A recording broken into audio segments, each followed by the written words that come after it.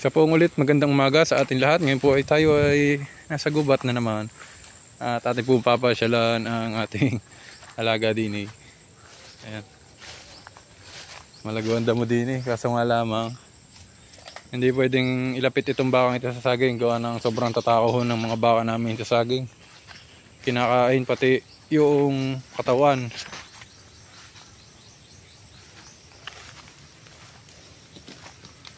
Kaya nakatali ito. Ay. Tinali pala ng tatay ko sa ano. Higit na puntahan ko. Nakasabid na eh. Hindi makalis at gawa na may pangilong ito. Yun o. Nakatali pala sa palapa. Sige.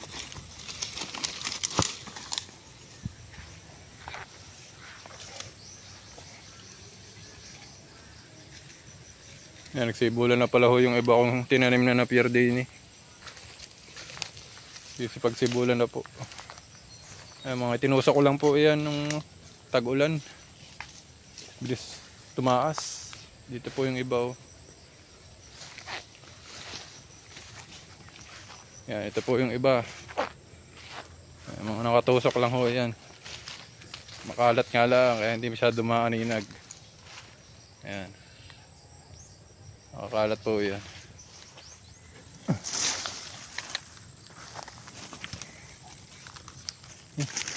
But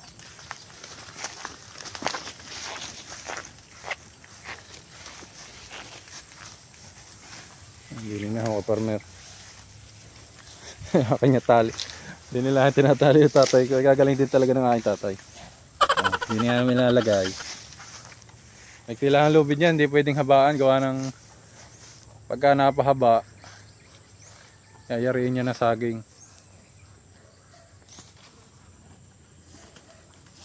Ilipat-lipat na nga lang naman, parang rin yung kanyang paltak. Yan, kung inyo naman po napapansin ka farmer, ang ating po mga bakang pinapaalagaan po ay puro torete lamang. Hindi po tayo nabili ng mga patabain na baka.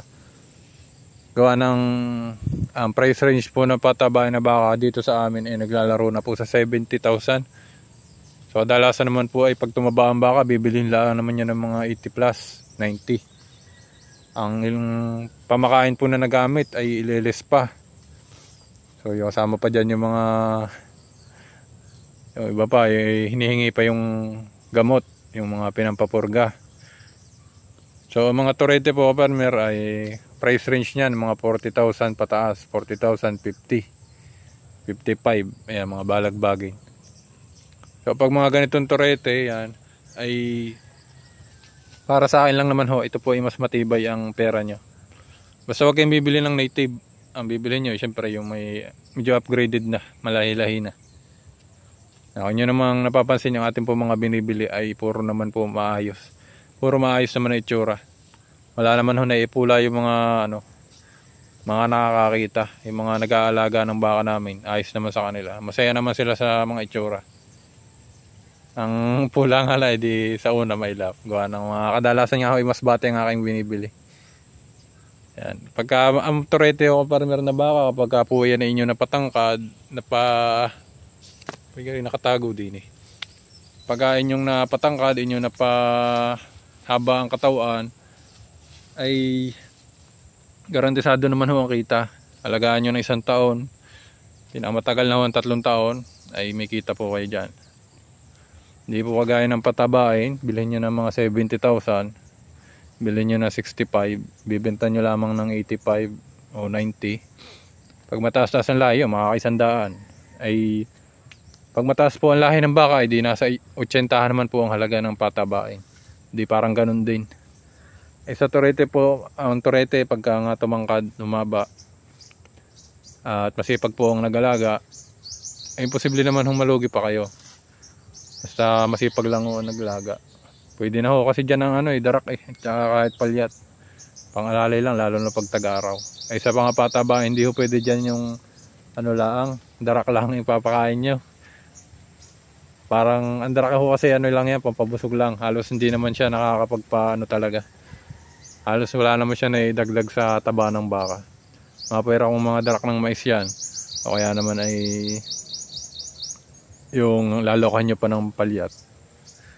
Tsaka sa patabain na baka farmer, pag ang inyong nakuhang tagapag-alaga dyan ay walang sariling tanim, walang mais or yung mga napier, wala mga silage, at wala rin sariling lupa na pagpupwestuhan ng baka, automatic yan ay hihingi po ng hihingi ng pamakain.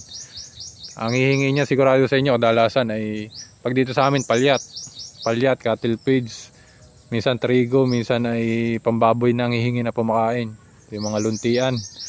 Ang isang sako po na luntian feeds ay pag magaling-galing ay yung nasa 1.5. Pag cattle feeds po yan, mura-mura, nasa 1,090 ang pagkakatanda ko. Tapos pagka naibenta, kakunti na po matitira. Yung nga po nakaraan, tatlo, kung naalala nyo yung aming 3 baka na napabalik. Yung isa po doon Torete, yung 2 patabain. Yung isa putol pa ang buntot. So automatic yung bawas ang presyo pag putol ng buntot. Ang puhunan po sa baka ay 185. Ang puhunan po sa pamakain ay umabot po ng 16,000. So pag kinumpute po, nabenta namin yun ng 106,000 eh. Nung nito nakaraan lamang na, nito January lamang. Kaso nga lang wala ako dito nun sa alangang araw kinuha, parang Merkulis.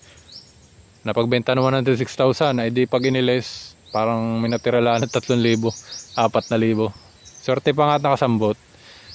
Kaso nga lang, pag sinama ho yung utang ay di lugi. Nang hindi pa ho nagbabayad hanggang ngayon yung umutang.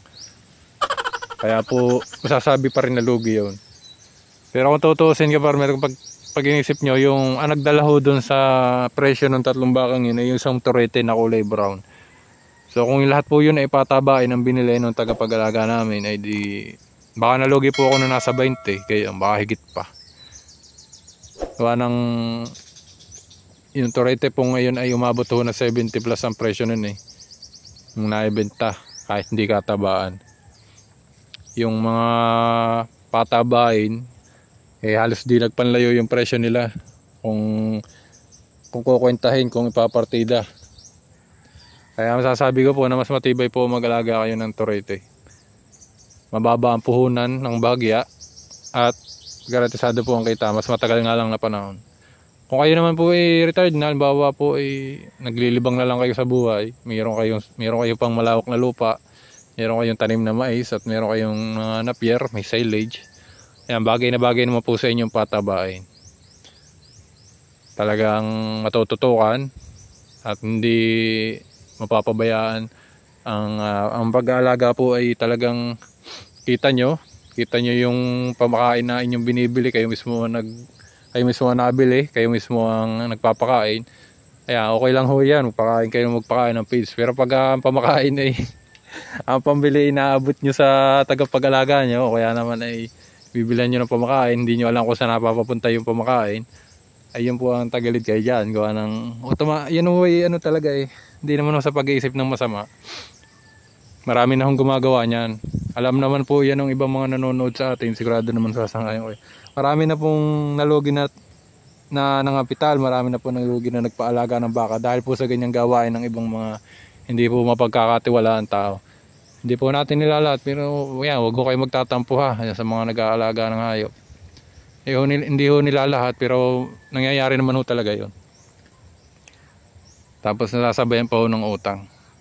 Pero kung kayo nga po ang full time, kung kayo mismo mag-aalaga at marami naman kayong pamakain, maganda po mag-alaga ng patabain na baka. Price range ay mga 70, gayon, 65. Pero sa gaya namin, base sa kakayanan ng mga taong nag-aalaga ng aming baka, mas bagay po sa kanila ang Toreteng baka. Iba naman po, ang gusto naman ay inahin, dumalaga, paparamihin. Yan, parang ganun din po, dapat meron din kayong maraming pamakain, meron kayong malawak na kulungan. At bukod sa lahat, meron din kayong maayos na ganador. Meron kayong sariling ganador. Kung wala naman, dapat meron kayong diyang may technician kayo, may taga-sumpit. Gawa ng pagka naglandi ang baka, di ilang araw lang naman tatagal niyan. Kailangan masampahan agad o kaya masumpit agad. Para pag hindi na, pag nalipasan, hindi sayang.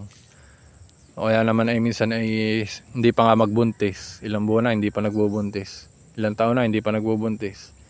Kaya matagal po talaga ang para sa akin ang inahin ay yung para sa akin ang pagpapaanak o sarili pagpapalahi ng baka ay matagal masyadong proseso. Kailangan mag-alaga niya marami na agad. Tapos mayroon kayo sariling malawak ng lupa, may kwadra, para sakali man na mag-ulanan, hindi mo bababad yung anak. So hindi kayo mamamatayan ng anak ng inyong baka. Yan, ito naman aking mga sinabi sa inyo, farmer, ay akin laang, opinion ko lang naman. So kayo pa rin na masusunod kung ano yung bagay sa inyo. Gawa ng nasa 8 o 9 na taon na rin ako nagpapaalaga ng baka, ay ganun nga ang na-experience. Sumubok na rin ako ng patabain, pero talagang pag tumubo kayo dyan, siguro sorte na makatubo kayo dyan ng 10,000, 15, gayon. Pero meron naman tumutubo dito sa amin ng mga 30 sa isang patabain. Gayon. Tag 15 sila, ayun. So mataas na ho yun. Pero huwag kayo maghahangad dyan na tutubo kayo ng tag 20 o kaya tag 30. Ay tiyambang-tiyamba ho yun. Lalo na sa panahon ngayon, napakamahal ng baka. So yun yung mga sinabi ko sa inyo, opinion ko lang yun. Nasa inyo na rin. Nasa inyo na po yan kung ano ang inyong gusto sa buhay, kung ano ang inyong gustong alagaan. Basta para sa akin, ang Torete ay matibay ang pera. Ayan, dahil pag yan ay napatangkad at napahaba nyo, basta hindi Tagalog ang inyong nabili, may tubo kayo. Huwag lang mamamatay. Tsaka sarap pagmasda ng baka pagka nakita nyo kung paano gumanda, kung paano lumaki. Ayan, so yun nga pala yung isa pang baka masbate ka, farmer. Ito ay nabili noong December. Ayan. Nagigit 1 buwan na rin alaga. Kakapurga ko lang niya nung last week. Ngayon na po ay okay naman. Ang nagturok ata dito ay si Sir Junjun nung unang bili ko. Ayan, Torete. Tapos ngayon ko lang, nung last week ko lang ulit inulit yung purga niya. Matakaw naman ho. Ayan, ang kapital ho dyan, 42. May higit 1 buwan ng alaga. Nandito lang din ho yan sa may talian namin. Sabi ko doon sa nag-aalaga, dito na ilagay. Para napapasyal-pasyalan ko. Kaya ang kagandahan sa kanya, hindi ho yan kumakain ng saging. Kahit sa mismong puno ng saging nyo dais ay hindi po siya kumakagat ng saging, mga dahon.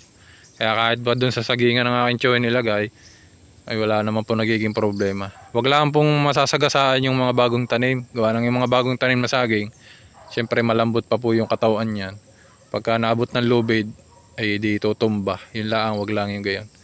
Pero pagka yung mga dahon-dahon naman, di naman ho kinakain. Mas paborito niya yung damo. Mga Carabao grass at saka po yung mga baging-baging. Ayan, so meron kayo natutunan ulit sa video ng ating ginawa ngayon. Sa Webes po ay wari ko po ay may parating na baka kay Sir Junjun. Ay di kayo itumawag na lang sa kanya. Kung kayo ay interesado sa bakang masbate at kung kayo willing talaga mag-alaga ng baka masbate, yun, tumawag ko kayo sa kanya. Pwede nyo pong pwede ko pong ilagay ang kanyang cellphone number sa comment section ng inyong makita at makontak siya. At pwede kayo magpa-reserve. Gawa ng siyempre isa ho ako sa inyong isa ho ako sa inyong kaunahan. Uunahan ko kayo pag kayo hindi nagpa-reserve. Umaga pa lang inaandun na ako, nakabang. Bibili lang naman ako ng isa. At gawa ng yung nag-aalaga po ng isang baka ko ay nahingi pa ng isang baka. Isang maliit-liit na Torete. Sana may magandang ulit ang ating makuha. So hanggang dito na lamang po, farmer, at tayo po ay may gagawin pa. Happy farming po at God bless po sa ating lahat. Salamat po.